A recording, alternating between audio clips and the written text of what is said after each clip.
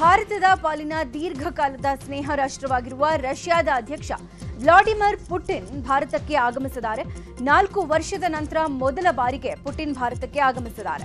ಇನ್ನು ನಿನ್ನೆ ದೆಹಲಿಯ ಪಾಲಂ ಏರ್ಪೋರ್ಟ್ಗೆ ಬಂದಿಳಿದ ಪುಟಿನ್ ಖುದ್ದು ಮೋದಿಯೇ ಭವ್ಯ ಸ್ವಾಗತ ಕೋರಿದ್ದಾರೆ. ಇನ್ನು ಪುಟಿನ್ ಭಾರತದ ಭೇಟಿ ವಿಶ್ವಮಟ್ಟದಲ್ಲಿ ಭಾರೀ ಕುತೂಹಲ ಮೂಡಿಸಿದೆ.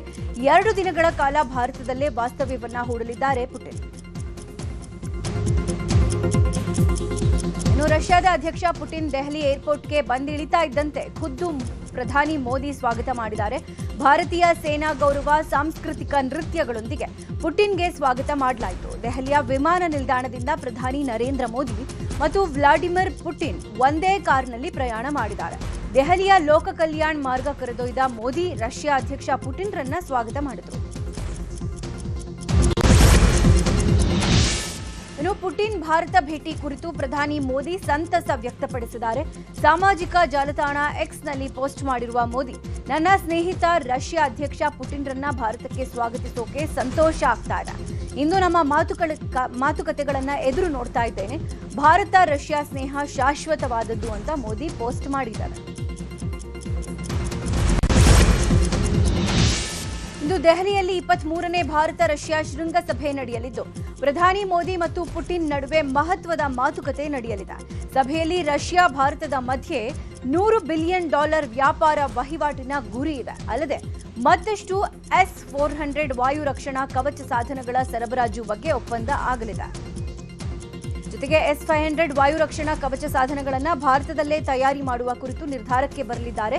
ಭಾರತದಲ್ಲೇ ರಷ್ಯಾ ಸಹಯೋಗದೊಂದಿಗೆ ಸುಖೋಯ್ 57 ಫೈಟರ್ ಜೆಟ್ ಉತ್ಪಾದನೆ, $2 ಬಿಲಿಯನ್ ಮೌಲ್ಯದ ಸಬ್ಮೆರಿನ್ ಪಡೆಯುವ ಬಗ್ಗೆ ಒಪ್ಪಂದವನ್ನ ಮಾಡಲಾಗುತ್ತೆ. ವಿಪತ್ತು ನಿರ್ವಹಣೆಯಲ್ಲಿ ಸಹಕಾರ, ತೈಲ, ಆಹಾರ ಪೂರೈಕೆ, ಆರ್ಥಿಕ ಪಾಲುದಾರಿಕೆ ಬಲವರ್ಧನೆ ಬಗ್ಗೆ ಕೂಡ ಚರ್ಚೆ ನಡೆಯಲಿದೆ. ದೆಹಲಿಯಲ್ಲಿರುವ ಪುಟಿನ್ಗೆ 7 ಸುತ್ತಿನ ಕೋಟೆಯ ಭದ್ರತೆ ಇರಲಿದೆ. ಭಾರತ ಮತ್ತು ರಷ್ಯಾದ ಏಜೆನ್ಸಿಗಳು ಜಂಟಿಯಾಗಿ ಸೆಕ್ಯೂರಿಟಿ ನಿಭಾಯಿಸುತ್ತಿವೆ. ಭಾರತದ NSG ಪಡೆ, SPG ಪಡೆ ಮಿಲಿಟರಿ ಸೆಕ್ಯೂರಿಟಿ ಹಾಕಲಾಗಿದೆ. ಇನ್ನು ಸ್ನೈಪರ್, ಸಿಗ್ನಲ್ ಜಾಮರ್ಗಳು, ಡ್ರೋನ್ ಕಣ್ಗಾವಲು ಇರಲಿದೆ. ಇನ್ನು ಪುಟಿನ್ ಓಡಾಡೋಕೆ ರಷ್ಯಾದಿಂದಲೇ ಔರಸ್ ಸೆನಾಟ್ ಶಸ್ತ್ರಸಜ್ಜಿತ ಲಿಮೋಸಿನ್ ಕಾರನ್ನು ಕೂಡ ಭಾರತಕ್ಕೆ ತರಲಾಗಿದೆ. ವಾರ್ಷಿಕ ಶೃಂಗಸಭೆ ಬಳಿಕ ಇವತ್ತು ರಾತ್ರಿ 9:30 ಸುಮಾರಿಗೆ ಪುಟಿನ್ ಭಾರತದಿಂದ ಹೊರಡುವ ನಿರೀಕ್ಷೆ ಇದೆ. ವಿಧಾನಸೌಧದಲ್ಲಿ ಸಿಎಂ ಸಿದ್ದರಾಮಯ್ಯ ನೇತೃತ್ವದಲ್ಲಿ ನಿನ್ನೆ ಸಚಿವ ಸಂಪುಟ ಸಭೆ ನಡೆದಿದೆ. ಸಭೆಯಲ್ಲಿ ಹಲವು ಮಹತ್ವದ ವಿಚಾರಗಳನ್ನು ಸಚಿವರು ಚರ್ಚಿಸಿ ಅನುಷ್ಠಾನಕ್ಕೆ ಒಪ್ಪಿಗೆ ಸೂಚಿಸಿದ್ದಾರೆ. ದ್ವೇಷ ಭಾಷಣ ಪ್ರತಿಬಂಧಕ ವಿಧೇಯಕಕ್ಕೆ ಸಂಪುಟ ಸಭೆಯಲ್ಲಿ ಒಪ್ಪಿಗೆ ಸಿಕ್ಕಿದೆ. ಬಯಲು ಸೀಮೆ ತಿದ್ದುಪಡಿ ವಿಧೇಯಕ, ಮಲೆನಾಡು ಅಭಿವೃದ್ಧಿ ಪ್ರಾಧಿಕಾರ ವಿಧೇಯಕ ಸೇರಿದಂತೆ 8 ಬಿಲ್ಗಳಿಗೆ ಅನುಮೋದನೆ ದೊರೆತಿದೆ. 2215 ಕೋಟಿ ವೆಚ್ಚದಲ್ಲಿ ಹೆಬ್ಬಾಳದಿಂದ ಮೇಕ್ರಿ ಸರ್ಕಲ್ ವರೆಗೆ ಅವಳಿ ಸುರಂಗ ರಸ್ತೆ ನಿರ್ಮಾಣಕ್ಕೂ ಸಂಪುಟ ಅನುಮೋದನೆ ನೀಡಿದೆ. 800 ಹೊಸ ಸರ್ಕಾರಿ ಕೆಪಿಎಸ್ಸಿ ಸ್ಕೂಲ್ಗಳ ಸ್ಥಾಪನೆಗೂ ಸರ್ಕಾರ ಒಪ್ಪಿಗೆ ಕೊಟ್ಟಿದೆ. ಡಿಸೆಂಬರ್ 8ರಂದು ಬೆಳಗಾವಿಯ ಸುವರ್ಣಸೌಧದಲ್ಲಿ ಚಳಿಗಾಲದ ಅಧಿವೇಶನ ಶುರುವಾಗಲಿದೆ. ಹೀಗಾಗಿ ಡಿಸೆಂಬರ್ 9ರಂದು ಸಿಎಂ ಸಿದ್ದರಾಮಯ್ಯ ಶಾಸಕಾಂಗ ಸಭೆ ಕರೆದಿದ್ದಾರೆ. ಸಚಿವರು ಶಾಸಕರನ್ನ ಅಧಿವೇಶನದಲ್ಲಿ ವಿಶ್ವಾಸ ಹಾಗೂ ಸಮನ್ವಯತೆ ತೆಗೆದುಕೊಳ್ಳಲು ಸಭೆಯನ್ನ ಕರೆಯಲಾಗಿದೆ. ಸಭೆಯಲ್ಲಿ ಕುರ್ಚಿ ಬಿಕ್ಕಟ್ಟು, ಸರ್ಕಾರದ ವಿರುದ್ಧ ಅವಿಶ್ವಾಸ ಗೊತ್ತುವಳಿ, ವಿಪಕ್ಷಗಳ ಟೀಕೆ, ಸದನದೊಳಗೆ ಹಾಗೂ ಹೊರಗಿನ ಹೋರಾಟಕ್ಕೆ ಪ್ರತ್ಯುತ್ತರ ನೀಡೋಕೆ ಶಾಸಕರನ್ನ ಒಗ್ಗೂಡಿಸಲು ಸಿಎಂ ಸಭೆ ಕರೆದಿದ್ದಾರೆ. ಡಿಸಿಎಂ ಡಿಕೆಶಿ ಹಾಗೂ ಸಿಎಂ ಕಟ್ಟಿರುವ ದುಬಾರಿ ಬೆಲೆಯ ವಾಚ್ಗಳ ವಿಚಾರ ರಾಜಕೀಯಕ್ಕೆ ತಿರುಗಿದೆ. ನಿಮ್ಮ ಅಫಿಡವಿಟ್ನಲ್ಲಿ ಕಾರ್ಟಿಯರ್ ವಾಚ್ ಬಗ್ಗೆ ಉಲ್ಲೇಖ ಇಲ್ಲ. ಡಿಕೆ ಶಿವಕುಮಾರ್ ರಾಜ್ಯದ ಜನರಿಗೆ ಸುಳ್ಳು ಹೇಳಿದ್ದಾರೆ. ಹೀಗಂತ ಛಲವಾದಿ ನಾರಾಯಣ ಸ್ವಾಮಿ ಆರೋಪ ಮಾಡಿದ್ದಾರೆ. ಚುನಾವಣೆ ಅಫಿಡವಿಟ್ನಲ್ಲಿ 2 ವಾಚ್ ಮಾಹಿತಿ ನೀಡಿರೋದು. ಕಾರ್ಟಿಯರ್ ವಾಚ್ಗೆ 43 ಲಕ್ಷ ರೂಪಾಯಿ ಇದೆ. ಅದಕ್ಕೆ ಈಗ ಲೆಕ್ಕ ಕೊಡಿ. ಸಿದ್ದರಾಮಯ್ಯ ಬಳಿ 18 ವಾಚ್ಗಳಿದೆಯಂತೆ. ನೀವು ಎಷ್ಟಾದ್ರೂ ವಾಚ್ ಹಾಕಿ, ಆದರೆ ಜನಕ್ಕೆ ಲೆಕ್ಕ ಕೊಡಿ ಅಂತ ಛಲವಾದಿ ಆಗ್ರಹಿಸಿದ್ದಾರೆ. ಇನ್ನು ವಾಚ್ ವಿಚಾರವಾಗಿ ಛಲವಾದಿ ನಾರಾಯಣ ಸ್ವಾಮಿ ಹೇಳಿಕೆಗೆ ಡಿಕೆ ಶಿವಕುಮಾರ್ ಕೌಂಟರ್ ಕೊಟ್ಟಿದ್ದಾರೆ. ನನ್ನ ಅಫಿಡವಿಟ್ ನನಗೆ ಗೊತ್ತು. ನಾನು ವಾಚ್ ಖರೀದಿ ಮಾಡಿದ್ದನ್ನ ಅಫಿಡವಿಟ್ನಲ್ಲಿ ತೋರಿಸಿದ್ದೀನಿ. ಅವನಿಗೇನು ಗೊತ್ತು ನನ್ನ ಅಫಿಡವಿಟ್ ಬಗ್ಗೆ? ನಾನು ಕ್ರೆಡಿಟ್ ಕಾರ್ಡ್ನಲ್ಲಿ ಖರೀದಿಸಿದ್ದನ್ನ ತೋರಿಸಿದ್ದೀನಿ. ನಾನು ಛಲವಾದಿ ಮನೆಯಿಂದ ವಾಚ್ ಕದ್ದಿದ್ದೇನೆ ಅಂತ ಟಾಂಗ್ ಕೊಟ್ಟರು. ಕಾರ್ಟಿಯರ್ ವಾಚ್ ಬಗ್ಗೆ ಲೆಕ್ಕ ಕೊಡಿ ಎಂಬ ಬಿಜೆಪಿ ನಾಯಕರ ಹೇಳಿಕೆಗೆ ಸಿಎಂ ಸಿದ್ದರಾಮಯ್ಯ ಕಿಡಿಕಾರಿದ್ದಾರೆ. ಯಾರು ಕೇಳಿದ್ದು ಅಂತ ಪ್ರಶ್ನೆ ಮಾಡಿದ್ದಾರೆ.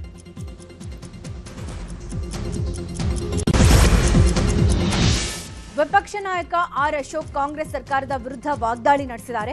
ಈ ಸರ್ಕಾರ 63% ಕಮಿಷನ್ ಸರ್ಕಾರ. ನ್ಯಾಯಾಧೀಶರು ಈ ಸರ್ಕಾರದಲ್ಲಿ 63% ಭ್ರಷ್ಟಾಚಾರ ಅಂತ ಹೇಳಿದ್ರು. ಭ್ರಷ್ಟಾಚಾರದಲ್ಲಿ ಕರ್ನಾಟಕ 5ನೇ ಸ್ಥಾನದಲ್ಲಿದೆ. ನಿಮಗೆ ಮಾನ ಮರ್ಯಾದೆ ಇದ್ರೆ ರಾಜೀನಾಮೆ ಕೊಟ್ಟು ಮನೆಗೆ ಹೋಗಿ ಅಂತ ವಾಗ್ದಾಳಿ ನಡೆಸಿದ್ದಾರೆ. ಇನ್ನು ಇದೇ ವಿಚಾರವಾಗಿ ಛಲವಾದಿ ನಾರಾಯಣ ಸ್ವಾಮಿ ಕೂಡ ಪ್ರತಿಕ್ರಿಯೆ ಕೊಟ್ಟಿದ್ದಾರೆ. ರಾಜ್ಯ ಬಿಜೆಪಿಯಲ್ಲಿ ನಾಯಕತ್ವ ಗೊಂದಲ ವಿಚಾರ ಭಾರೀ ಚರ್ಚೆ ಆಗ್ತಾ ಇದೆ. ಈ ಬಗ್ಗೆ ಪ್ರತಿಕ್ರಿಯೆ ನೀಡಿದ ಬಿಜೆಪಿ ರೈತ ಮೋರ್ಚಾ ರಾಜ್ಯಾಧ್ಯಕ್ಷ ಎಎಸ್ ಪಾಟೀಲ್, ವಿಜಯೇಂದ್ರ ರಾಜ್ಯಾಧ್ಯಕ್ಷರಾಗಿ ಮುಂದುವರಿತಾರೆ, ಇದರಲ್ಲಿ ಎರಡು ಮಾತಿಲ್ಲ ಅಂತ ವಿಜಯಪುರದಲ್ಲಿ ಹೇಳಿದ್ದಾರೆ. ಕೆಎಸ್ಸಿಎ ಅಧ್ಯಕ್ಷರ ಚುನಾವಣೆ ಸ್ಥಾನಕ್ಕೆ ಚುನಾವಣೆ ಹಿನ್ನೆಲೆ ನಿಗದಿಯಂತೆ ಡಿಸೆಂಬರ್ 7ರಂದು ಚುನಾವಣೆ ನಡೆಸೋಕೆ ಹೈಕೋರ್ಟ್ ಆದೇಶ ಕೊಟ್ಟಿದೆ. ಕೆಎನ್ ಶಾಂತಕುಮಾರ್ ನಾಮಪತ್ರ ಸಿಂಧುವಾಗಿದೆ ಅಂತ ಹೈಕೋರ್ಟ್ ಆದೇಶಿಸಿತ್ತು. ಹೈಕೋರ್ಟ್ ಆದೇಶವನ್ನ ಪ್ರಶ್ನಿಸಿ ಕಲ್ಪನಾ ವೆಂಕಟಾಚಾರ್ ಮೇಲ್ಮನವಿ ಸಲ್ಲಿಸಿದ್ರು. ಈ ಅರ್ಜಿ ವಿಚಾರಣೆ ನಡೆಸಿದ ಹೈಕೋರ್ಟ್ ಏಕಸದಸ್ಯ ಪೀಠದ ಆದೇಶವನ್ನ ಎತ್ತಿ ಹಿಡಿದಿದೆ. ಕಲ್ಪನಾ ವೆಂಕಟಾಚಾರ್ ಸಲ್ಲಿಸಿದ್ದ ಮೇಲ್ಮನವಿಯನ್ನ ವಜಾಗೊಳಿಸಿದೆ. ಸರ್ಕಾರದ ವಿರುದ್ಧ ನಿರಂತರವಾಗಿ ಮೆಕ್ಕೆಜೋಳ ಬೆಳೆಗಾರರು ಹೋರಾಟ ಮಾಡ್ತಿದ್ರು. ಸದ್ಯ ಹೋರಾಟಕ್ಕೆ ಮಣಿದ ಸರ್ಕಾರ ಎಂಎಸ್ಪಿ ದರದಲ್ಲಿ ಮೆಕ್ಕೆಜೋಳ ಖರೀದಿಗೆ ಆದೇಶವನ್ನ ನೀಡಿದೆ. ಎಲ್ಲಾ ಕುಕ್ಕುಟ ಆಹಾರ ಉತ್ಪಾದಕರು ನೇರವಾಗಿ ರೈತರಿಂದ ಖರೀದಿಸೋಕೆ ಅನುಮತಿ ನೀಡಿ ಆದೇಶವನ್ನ ನೀಡಲಾಗಿದೆ. ಪಶು ಸಂಗೋಪನಾ ಇಲಾಖೆ ಅಧೀನ ಕಾರ್ಯದರ್ಶಿಯಿಂದ ಆದೇಶವನ್ನ ನೀಡಿದ್ದು ಕ್ವಿಂಟಾಲ್ಗೆ 2400 ದರವನ್ನ ಸರ್ಕಾರ ನಿಗದಿ ಮಾಡಿದೆ. ಕೊಲೆ ಕೇಸ್ನಲ್ಲಿ ಜೈಲು ಸೇರಿರುವ ನಟ ದರ್ಶನ್ ಟಿವಿಗಾಗಿ ಕೋರ್ಟ್ಗೆ ಮನವಿ ಮಾಡಿಕೊಂಡಿದ್ರು. ದರ್ಶನ್ ಮನವಿಯನ್ನ ಪುರಸ್ಕರಿಸಿರುವ 57ನೇ ಸಿಸಿಎಚ್ ಕೋರ್ಟ್ ದರ್ಶನ್ ಬ್ಯಾರಕ್ನಲ್ಲಿ ಟಿವಿ ಅಳವಡಿಕೆಗೆ ಜೈಲಧಿಕಾರಿಗಳಿಗೆ ಸೂಚನೆ ಕೊಟ್ಟಿದೆ. ದರ್ಶನ್ ಜೊತೆ ಉಳಿದ ಆರೋಪಿಗಳ ಬ್ಯಾರಕ್ನಲ್ಲೂ ಟಿವಿ ಅಳವಡಿಸೋಕೆ ಸೂಚಿಸಲಾಗಿದೆ. ಟಿವಿ ಹಾಕುವ ಸ್ಥಳದಲ್ಲಿ ಸಿಸಿಟಿವಿಯನ್ನ ಕೂಡ ಅಳವಡಿಸುವಂತೆ ಜಡ್ಜ್ ಸೂಚನೆ ಕೊಟ್ಟಿದ್ದಾರೆ. ಹೀಗಾಗಿ ಡೆವಿಲ್ ಸಿನಿಮಾದ ಪ್ರಮೋಷನ್ ನೋಡಲು ದರ್ಶನ್ಗೆ ಅನುಕೂಲ ಆಗಲಿದೆ. ಚಿತ್ರದುರ್ಗದ ರೇಣುಕಾಸ್ವಾಮಿ ಕೊಲೆ ಪ್ರಕರಣದ 14ನೇ ಆರೋಪಿ ಪ್ರದೋಷ್ಗೆ 4 ದಿನಗಳ ಮಟ್ಟಿಗೆ ಜಾಮೀನು ಮಂಜೂರು ಮಾಡಲಾಗಿದೆ. ತಂದೆಯ ತಿಂಗಳ ತಿಥಿ ಕಾರ್ಯ ಹಿನ್ನೆಲೆ 57ನೇ ಸೆಷನ್ಸ್ ಕೋರ್ಟ್ನಿಂದ ಜಾಮೀನು ಮಂಜೂರು ಮಾಡಲಾಗಿದೆ. ಈ ಹಿಂದೆ ನೀಡಿದ್ದ ಷರತ್ತುಗಳನ್ನು ಉಲ್ಲಂಘನೆ ಮಾಡದಂತೆ ಕೋರ್ಟ್ ಸೂಚನೆ ಕೊಟ್ಟಿದೆ. ಅಕ್ಟೋಬರ್ 24ರಂದು ಆರೋಪಿ ಪ್ರದೋಷ್ ತಂದೆ ನಿಧನರಾಗಿದ್ದರು. ಬಹುನಿರೀಕ್ಷಿತ ಡಬಲ್ ಸಿನಿಮಾದ ಟ್ರೇಲರ್ ಇವತ್ತು ಬೆಳಗ್ಗೆ 10:05ಕ್ಕೆ ರಿಲೀಸ್ ಆಗಲಿದೆ. ನಟ ದರ್ಶನ್ ಜೈಲಲ್ಲಿರೋ ಹೊತ್ತಲ್ಲಿ ಡಬಲ್ ಸಿನಿಮಾ ರಿಲೀಸ್ ಆಗಲಿದೆ. ಇದೇ ತಿಂಗಳು 11ಕ್ಕೆ ಬೆಳಗ್ಗೆ 6:30ಯಿಂದಲೇ ಶೋಸ್ ಶುರುವಾಗಿದೆ. ಅದಕ್ಕೂ ಮುನ್ನ ಚಿತ್ರ ಹೇಗಿದೆ ಅಂತ ತಿಳಿಯಲು ಟ್ರೇಲರ್ ಸಹಾಯ ಮಾಡಲಿದ್ದು, ಟ್ರೇಲರ್ ನೋಡೋಕೆ ಚಿತ್ರ ಪ್ರೇಮಿಗಳು ಕಾತುರದಿಂದ ಕಾಯ್ತಿದ್ದಾರೆ. ಮಿಲನಾ ಖ್ಯಾತಿಯ ಪ್ರಕಾಶ್ ವೀರ್ ನಿರ್ದೇಶನ ಮಾಡೋದರ ಜೊತೆಗೆ ನಿರ್ಮಾಣ ಕೂಡ ಮಾಡಿದ್ದಾರೆ.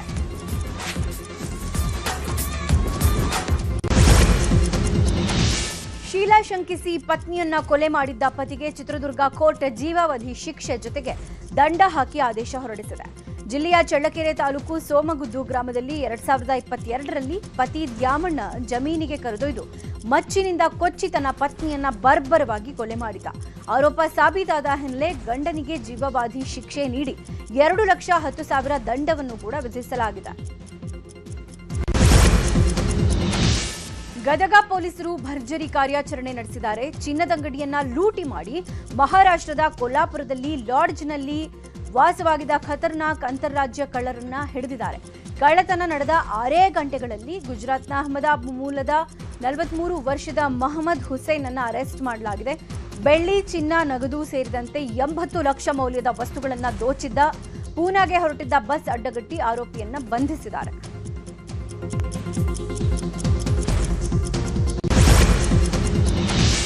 ಕೋಲಾರ ಜಿಲ್ಲೆ ಬಂಗರಪೇಟೆ ತಾಲೂಕಿನ ದೊಡ್ಡೂರು ಕರಪನಹಳ್ಳಿ ಗ್ರಾಮದಲ್ಲಿ ಹಾಲು ಡೈರಿಯಲ್ಲಿ ಉಡುಗೊರೆ ನೀಡುವ ವಿಚಾರವಾಗಿ ಗಲಾಟೆ ನಡೆದಿದೆ. ಸಂಘದ ಲಾಭಾಂಶ ಹಣದಲ್ಲಿ ಡೈರಿ ಅಧ್ಯಕ್ಷ ನಾರಾಯಣಪ್ಪ ಉಡುಗೊರೆಯನ್ನ ನೀಡಿದ್ದಕ್ಕೆ ಹಾಲು ಉತ್ಪಾದಕರು ಆಕ್ರೋಶ ಹೊರಹಾಕಿದ್ದಾರೆ. ರೈತರ ಹಾಲಿನ ದುಡ್ಡಿನಲ್ಲಿ ನಿರ್ದೇಶಕರ ದುಂದು ವೆಚ್ಚ ಆಗ್ತಾ ಇದೆ ಅಂತ 2 ಗುಂಪಿನ ಮಧ್ಯೆ ತಲ್ಲಾಟ ನೂಕಾಟ ಆಗಿದೆ.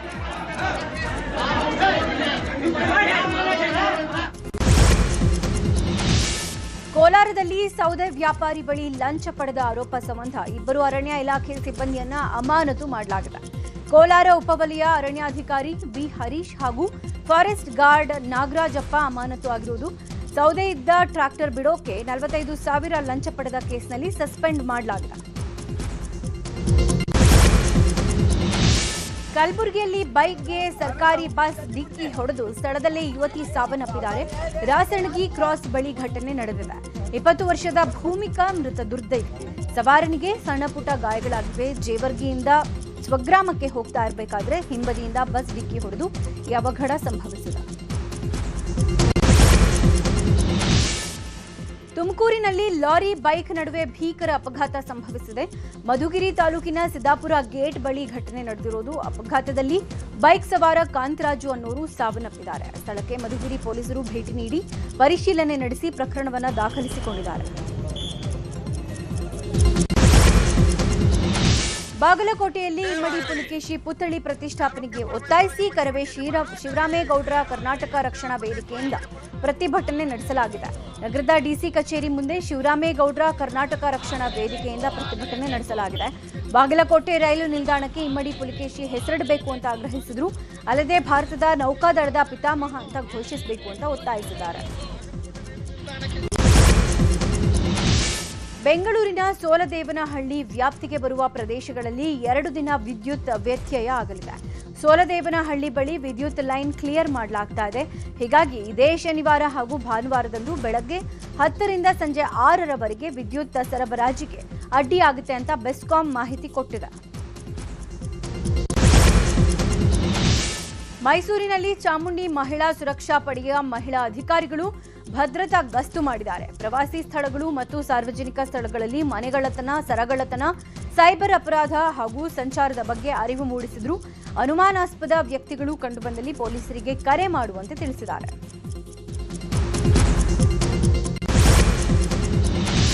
ಬೆಳೆಗಳಿಗೆ ಸೂಕ್ತ ಬೆಲೆ ಆಗ್ರಹಿಸಿ ವಿಜಯಪುರದಲ್ಲಿ ರೈತರ ಪರ ಬಿಜೆಪಿ ಬೃಹತ್ ಪ್ರತಿಭಟನಾ ಟ್ರಾಕ್ಟರ್ ರ್ಯಾಲಿ ಮಾಡಿದೆ.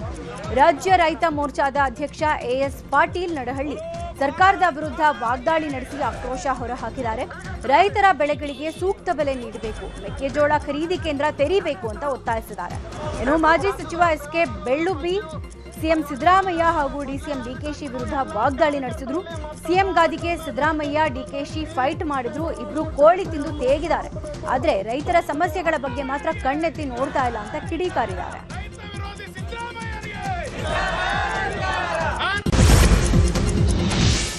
ದಾಸೋಹ ರತ್ನ ದಾನೇಶ್ವರ ಸ್ವಾಮೀಜಿ ಆರೋಗ್ಯದಲ್ಲಿ ಏರುಪೇರಾಗಿದೆ. ಸ್ವಾಮೀಜಿ ಸ್ಥಿತಿ ಚಿಂತಾಜನಕ ಆಗಿದ್ದು ಬೆಳಗಾವಿಯ ಖಾಸಗಿ ಆಸ್ಪತ್ರೆಯಲ್ಲಿ ತೀವ್ರ ನಿಗಾ ಘಟಕದಲ್ಲಿ ಚಿಕಿತ್ಸೆಯನ್ನ ನೀಡಲಾಗ್ತಾ ಇದೆ. 75 ವರ್ಷದ ಬಂಡಿಗಣಿ ಮಠದ ಚಕ್ರವರ್ತಿ ದಾನೇಶ್ವರ ಶ್ರೀ ಬಸವಗೋಪಾಲ ನೀಲಮಾಣಿಕ ಸ್ವಾಮೀಜಿ ಲಿವರ್ ಸಮಸ್ಯೆಯಿಂದ ಬಳಲುತ್ತಿದ್ದು, ಹೀಗಾಗಿ ಆಸ್ಪತ್ರೆಗೆ ದಾಖಲಿಸಲಾಗಿದೆ.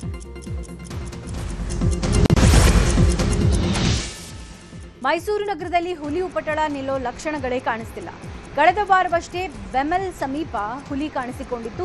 ಇದೀಗ ಮತ್ತೆ ಅದೇ ಸ್ಥಳದಲ್ಲಿ ಹುಲಿ ಓಡಾಡಿರುವ ದೃಶ್ಯ ಸಿಸಿಟಿವಿಯಲ್ಲಿ ಸೆರೆಯಾಗಿದೆ. ಅರಣ್ಯಾಧಿಕಾರಿಗಳಿಗೆ ಚಳ್ಳೆ ಹಣ್ಣು ತಿನ್ನಿಸ್ತಾ ಹುಲಿ ಓಡಾಡ್ತಾ ಇದೆ.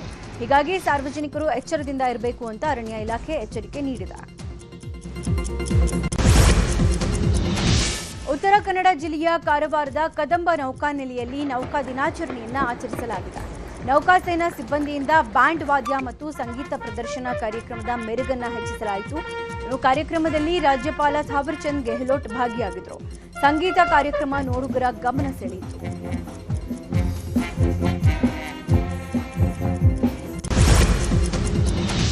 ಕೊಪ್ಪಳದಲ್ಲಿ ಗುದ್ನೇಶ್ವರ ರಥೋತ್ಸವ ಅದ್ದೂರಿಯಾಗಿ ಜರುಗಿದೆ. ರಥೋತ್ಸವಕ್ಕೆ ಹರಗುರು ಚರಮೂರ್ತಿಗಳು ಚಾಲನೆಯನ್ನ ನೀಡಿದ್ದಾರೆ. ಜಾತ್ರೆಗೆ 2 ಲಕ್ಷಕ್ಕೂ ಅಧಿಕ ಜನ ಸೇರಿದ್ದು ಪಂಚಕಳಸ ರಥೋತ್ಸವವನ್ನು ಕಣ್ತುಂಬಿಕೊಂಡರು. ರಥದ ಮುಂದೆ ಯುವಕರು ದೀವಟಿಗೆ ಸಾಗಿದ್ದಾರೆ. ಇನ್ನು ಬಿನ್ನಾಳ, ನಂದಿಕೋಲು, ಕಕ್ಕಿಹಳ್ಳಿ, ಅಡ್ಡಪಲ್ಲಕ್ಕಿ ದೇವಸ್ಥಾನದ ಮೆರುಗನ್ನ ಹೆಚ್ಚಿಸಿದ್ರು. ಚಿಕ್ಕಬಳ್ಳಾಪುರದಲ್ಲಿ ರಥ ಎಳೆಯುವ ವೇಳೆ ಭಾರೀ ಅನಾಹುತವೊಂದು ತಪ್ಪಿದೆ. ಜಿಲ್ಲೆಯ ರಂಗಸ್ಥಳದ ರಂಗನಾಥ ಜಾತ್ರಾ ಮಹೋತ್ಸವ ವೇಳೆ ಇದ್ದಕ್ಕಿದ್ದಂತೆ ರಥ ವಾಲಿದೆ. ಇದ್ದಕ್ಕಿದ್ದಂತೆ ಬೀಳುವ ರಥ ಪವಾಡ ಸದೃಶ್ಯದಂತೆ ನಿಂತು ಅಚ್ಚರಿ ಮೂಡಿಸಿದೆ. ರಥ ವಾಲ್ತಿದಂತೆ ಕಂಗಾಲಾಗಿದ್ದ ಭಕ್ತರು ನಿಟ್ಟುಸಿರು ಬಿಟ್ಟಿದ್ದಾರೆ. ಕಾಂತಾರ ಚಾಪ್ಟರ್ 1 ಯಶಸ್ಸಿನ ಬಳಿಕ ಹೊಂಬಾಳೆ ಚಿತ್ರತಂಡ ಮಂಗಳೂರಿನಲ್ಲಿ ಹರಕೆಯ ನೇಮೋತ್ಸವ ಒಪ್ಪಿಸಿದೆ. ಮಂಗಳೂರಿನ ಕಾರ್ಣಿಕ ಪ್ರಸಿದ್ಧ ಬಾರೆಬೈಲ್ನ ಜಾರಂದಾಯ ಮತ್ತು ವರಾಹ ಪಂಜುರ್ಲಿ ಕ್ಷೇತ್ರದಲ್ಲಿ ವರಾಹಿ ಪಂಜುರ್ಲಿಗೆ ಹರಕೆಯ ಸೇವೆ ಒಪ್ಪಿಸಿದ್ದಾರೆ. ಇನ್ನು ನಟ ರಿಷಬ್ ಶೆಟ್ಟಿ, ಪತ್ನಿ ಪ್ರಗತಿ ಶೆಟ್ಟಿ ಹಾಗೂ ಮಕ್ಕಳು ಕೂಡ ಹರಕೆಯ ಕೋಲದಲ್ಲಿ ಪಾಲ್ಗೊಂಡಿದ್ದರು. ಹೊಂಬಾಳೆ ಫಿಲ್ಮ್ಸ್ನ ವಿಜಯ್ ಕಿರಗಂದೂರು ಸೇರಿದಂತೆ ನಟರಾದ ಗೌತಮ್ ಶನೀಲ್, ಸ್ವರಾಜ್ ಶೆಟ್ಟಿ, ನಿರ್ದೇಶಕ ಸಂತೋಷ್ ಆನಂದರಾಮ್ ಇನ್ನಿತರರು ನೇಮೋತ್ಸವದಲ್ಲಿದ್ದರು. ಈ ವೇಳೆ ರಿಷಬ್ ಕುಟುಂಬಕ್ಕೆ ವಾರಾಹಿ ಪಂಜುರ್ಲಿ ಅಭಯ ನೀಡಿದ.